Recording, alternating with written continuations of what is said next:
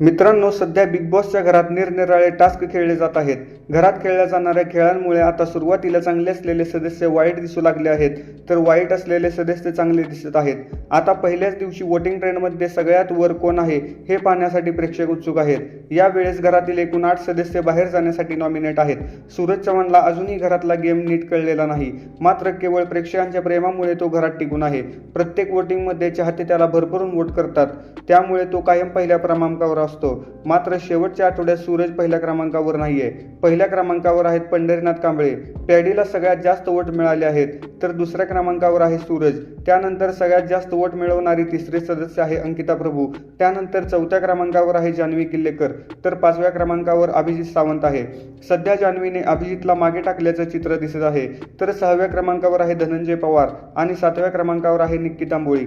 तर या आठवड्यात सगळ्यात कमी वोट्स वर्षा उसगावकर यांना मिळाले आहेत. दोन्ही दिवस वर्षा उसगावकर यांना कमी वोट्स मिळत आहेत. त्यामुळे या आठवड्यात कदाचित निक्की आणि वर्षा यांच्यापैकी एक सदस्य बाहेर जाऊ शकतो.